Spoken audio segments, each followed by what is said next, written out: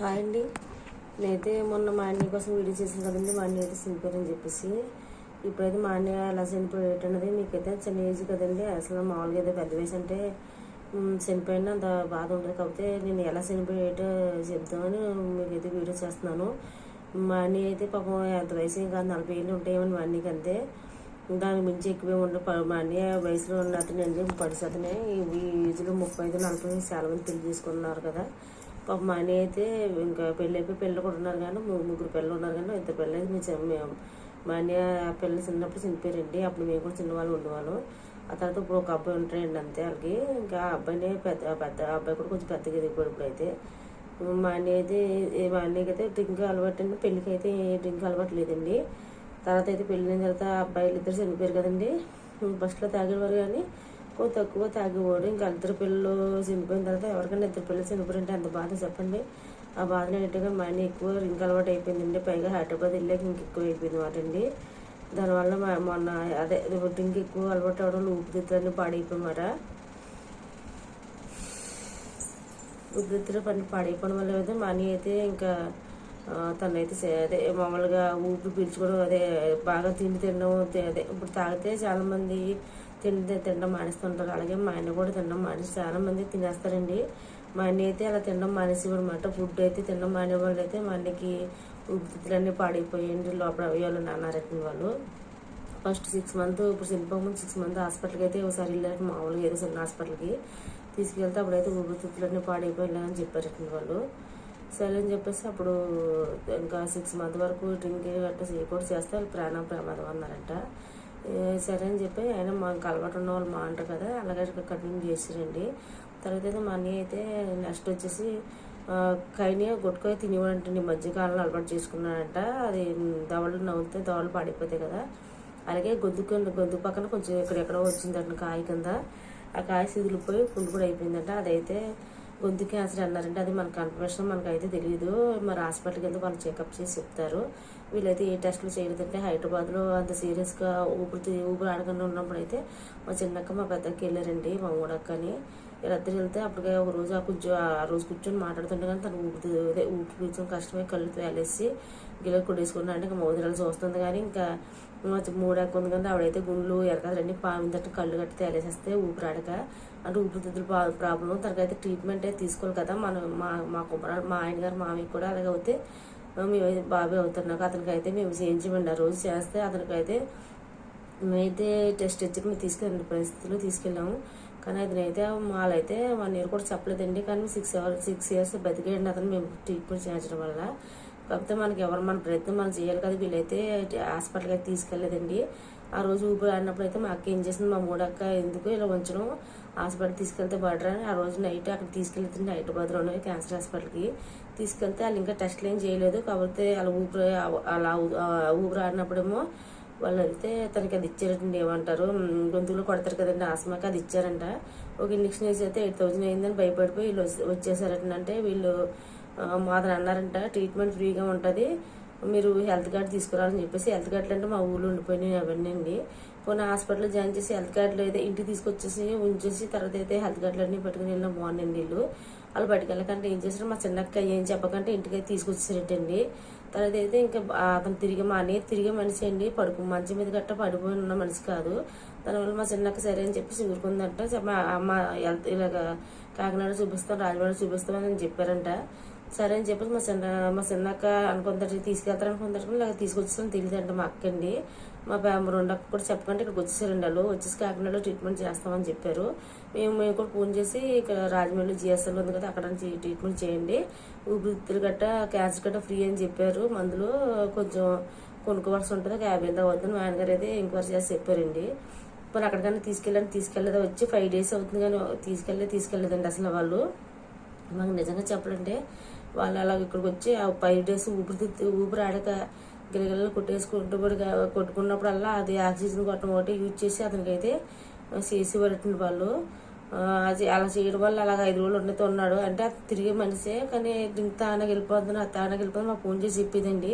అప్పుడన్నా అలాగే అంత తిరిగే మనిషి అయితే అంత తిరిగిన మనిషి 5వ రోజుకి చనిపోయాడండి. మేము హాస్పిటల్కి తీసుకెళ్ళమని చెప్పి అన్నాము. ఆ రోజైతే ఇంకా మా అక్క వాళ్ళైతే తిట్టారన్నమాట, నువ్వు అక్కడ వరకు తీసుకెళ్ళి ఏమి చూపించావు, హాస్పిటల్కి ట్రీట్మెంట్ చేయించకంటే అక్కడ ఉంచుకున్నావు ఎందుకు, అదేదో ఇక్కడ తీసుకొచ్చేస్తే మేమన్నా చేస్తాం కదా అని చెప్పేసి మా అక్క అయితే అందండి. ఇన్ని రోజులు అక్కడ ఎందుకు ఉంచుకున్నాం, హాస్పిటల్ తీసుకెళ్ళాం, నీకు అంత భయం ఉంటే ఇక్కడ తీసుకొచ్చాయి. మా మూడక్క సండే నైట్ తిట్టిందట. మేము కూడా సండే బాగా అన్నం ఏంటి అంటే అప్పుడు ఫోన్ చేసినట్టు అనేవారు, చనిపోతాడు బతకలు ఎలాగనివాడండి, అలా ఇప్పుడు మంచి మీద పడిపోయిన మనిషి ఇది కొన ఊపుతున్నవాడు చచ్చిపోతారని వదిలేసినా పర్లేదండి, ఇలాంటి మనిషి అటు ఇటు తిరిగి మనిషి చచ్చిపోతారని ఎవరైనా అనుకుంటారు అసలండి. ఏదో మన ప్రయత్నంగా మనం చేయాలండి. అందరూ చెప్తూ ఉంటారు ఎవరికి తీసుకెళ్ళరు మమ్మల్ని అని చెప్పేసి అందాడు. కాకపోతే ఎవరైనా చెప్తామండి, కానీ మనం తీసుకెళ్ళాలంటే మనం ఒక నెల రోజులు ఉండాలంటే అలా ట్రీట్మెంట్ కోసం ఉండలేం కదండి. ఎందుకంటే మనకి పిల్లలు, మా పాప చిన్న పాప ఉందండి నాకైతే అసలు కుదరదు హాస్పిటల్కి వెళ్ళలేదు. ఎందుకంటే మా అమ్మ విషయంలో మేము 4 నెలలు హాస్పిటల్లో ఉన్నామండి. కానీ మమ్మల్ని ఒక్క మనిషి కూడా అసలు పరకరించి ఇలా చేయండి అలా చేయటం సలహా ఇచ్చిన వ్యక్తే లేరండి. మా అందరూ మేమే ఒక డిసైడ్ తీసుకుని వెళ్ళిపోయి పాపకైతే మేము ట్రీట్మెంట్ చేయించుకుని ఎవరో చిన్న పాప కోసం అంత డబ్బులు ఖర్చు పెట్టడం అలా ఇలాగ అన్నారు కానివ్వండి, 2-3 అన్నారు కానీ మేము అసలు పట్టించుకోలేదు అసలు. ఎందుకంటే ఏమో మన ప్రయత్నం మనం చేస్తే పాప బతకచ్చు కదా అని చెప్పి ఉద్దేశంతో, డబ్బు ఇవ్వాలి కదా రేపు ఉంటుంది ఉద్దేశంతో వెళ్ళిపోయి చూపించుకున్నాం. మా పాప దగ్గర తిరిగి వచ్చాం. నాది కూడా మేము రాజమండ్రిలో 40 రోజులు ఉన్నా, ఆ విజయవాడలో 45 రోజులు ఉన్నా, మొత్తం డెలివరీకి 6 రోజులు ఉన్నా, అలాగా 90 రోజులు దాటిపోయింది మా హాస్పిటల్లో ఉండడం. కానీ మేమేం అలాగ అనుకోలేదు కదా. ఇప్పుడు నా సొంత పిల్లల కోసం నేను వెళ్ళిపోతాను ఎంత దూరం అన్నా, అలాగే ఆవిడ భర్త కోసం ఆవిడ వెళ్ళాలి, లేదు ఆవిడ కొడుకు వెళ్ళాలంటే అంటే మేము వెళ్తాము. ఇప్పుడు మేము వెళ్ళిన ఒక రోజు 2 రోజులు ఉంటాం కానీ మొత్తం అంతా ఉండలేం కదండి. అలాగే ఆవిడైతే మా అక్క మా పెద్దక్క ఉంది, ఆవిడని రమ్మన్నా అడిగినా వెళ్తారు వాళ్ళు. ఉన్నవాళ్ళు మేము ఇద్దరు ఉన్నామండి. అక్కడైతే హైదరాబాద్లో ఎక్కువ మంది ఉన్నారు. మా అక్కలు వాళ్ళ పిల్లలందరూ ఉన్నారు, వాళ్ళు అడగచ్చు కదా, వాళ్ళు ఎవరిని అడగలేదు.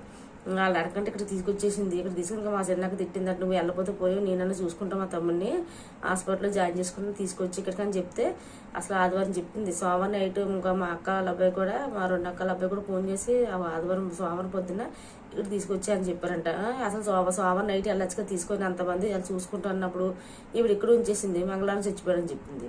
మళ్ళీ బుధవారం తీసుకెళ్తుంది. అసలు ఇంట్లో బాగున్న మళ్ళీ ఎప్పుడు హాస్పిటల్కి వెళ్తామా, ఎప్పుడు జాయిన్ చేస్తామా, ఎప్పుడు మంచి ఎప్పుడు హెల్త్ బాగుంటుందని చూస్తాం. కానీ వీళ్ళు అసలు ముందే చచ్చిపోతాను వీళ్ళే చెప్పేసేవారు, డిసైడ్ అయిపోయి వీళ్ళే చెప్పేసేవారు. డాక్టర్ చెప్పమని అక్కడ దగ్గరలో పల్లెటూరు కదండి, ఎవరు ఏం చెప్పే మాటలన్నీ వినేసి చచ్చిపోయి మొత్తానికి అది ఎలా చచ్చిపోయాడు అంటే తనకి ఏమో ఊపిరితిత్తుల ప్రాబ్లం, ఏదో గొంతుకు క్యాన్సర్ ఏదో అంటున్నారు. అది నిజమో మనకి ఈ టెస్ట్లు అయితే చేయలేదు. కాదు ఊపిరితిత్తులు అన్ని అవయవాలు పాడైపోతే ఉండొచ్చు. ఎందుకంటే ఫస్ట్ నుంచి 20% మార్నింగ్ నుంచి నైట్ వరకు తాగుతూనే ఉంటాడండి అడుగు పడుకునే వరకుని.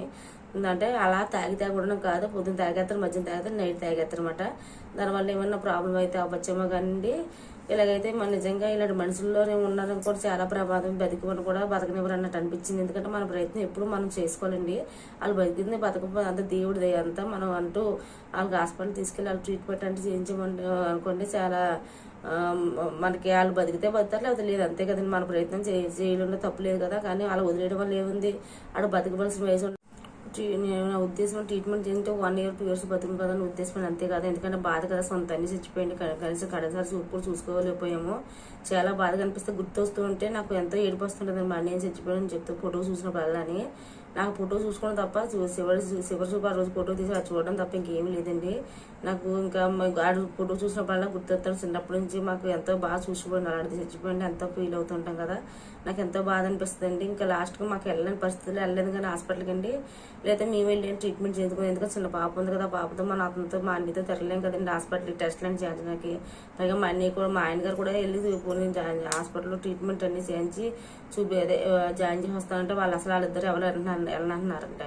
ఇంకేం చేస్తుంది చెప్పండి. ఇంకా అదే పొజిషన్ మాట ఇలా జరిగింది మాట అండి. మా అన్నయ్యకైతే ఇలా జరిగింది. ఇంకా పర్సనల్ విషయాలు ఏమన్నా మనకి ఎందుకు అక్కడ ఏం జరిగిందో మనకు తెలియదు. చనిపోయిన రోజు అయితే మనకు తెలియదండి, ఎవరు లేము. మామూలుగా చచ్చిపోయినప్పుడు తీసుకెళ్ళినప్పుడు కూడా ఇంకా ఎవరిని చూడలేదు. ఇంకా ఆ రోజు అయితే ఇలాగ ఏదో ఊపిరి మేము పడుకున్నాను ఏదో చెప్తున్నాడు, చనిపోయాడు లేచి చూసేటప్పుడు అంటున్నారు. అన్ని విషయాలు మనకు ఆయన తెలుస్తుంది. దేవుడు అయితే పైనుంచి ఉన్నాడు కాబట్టి చూసుకుంటారండి. ఎవరు ఏం చేశారన్నది దాన్ని కట్టగా ఏమైనా చేసినా ఏం చేసినా చెందిన కానీ దేవుడు ఉన్నవాడు వదిలిపెట్ట కదండి. మళ్ళీ నాటోళ్ళు తెలియకపోయినా. అందుకే దయచేసి ఎవరన్నా పిల్లలు ఉన్నవాళ్ళు, ఫ్యామిలీస్ ఉన్నవాళ్ళు కొంచెం తాగుడు కట్టు ఉంటే తగ్గించుకోండి. ఎందుకంటే ఇలాంటి ఇప్పుడు వాళ్ళకంటే పెద్ద ఇంపార్టెంట్ ఏం కాకపోవచ్చు కానండి. చాలా మందికి భర్త మీద చాలా మంది ఆధారపడి ఉంటారండి. అలాంటి వాళ్ళ కోసం, పిల్లల కోసం, చిన్న పిల్లలు ఉన్నవాళ్ళు గట్టా తాగి ఉన్నవాళ్ళు చచ్చిపోతే అతను పిల్లలు ఎంతో రోడ్డు మీద పడవలసి వస్తుంది. వీళ్ళకంటే పెద్ద పట్టించుకోవాల్సిన అవసరం లేదు. వీళ్ళు ఆల్రెడీ పిల్లలు పెద్దడైపోయి వాళ్ళు పెద్ద ఏమీ అక్కర్లేదండి. ఇంకా మన కోసం అయితే వాళ్ళ కోసం ఓకే అండి. నేను ఇంతటితో వీడియో దాన్ని చేస్తాను. మా ఆయన అయితే క్యాన్సర్ అండ్ వచ్చిందన్నారు, గొంతు క్యాన్సర్, కిళ్ళీలు గట్టని అవడం వల్ల కైనీళ్ళు గట్టని. నెక్స్ట్ వచ్చేసి ఇలాగ ఉంది కదా, ఊపిరితిత్తు ప్రాబ్లం వస్తే ఉండడం వల్ల ఊపిరి పీల్చుకోక చచ్చిపోయాను మా అన్నయ్య. మీరు ఎవరు అలా చేయకుండా అందరూ హెల్తీగా ఉండాలని మనస్ఫూర్తిగా కోరుకుంటున్నాను. నేను పెట్టి వేసినందుకు లైక్ అన్న చాలా చెప్పు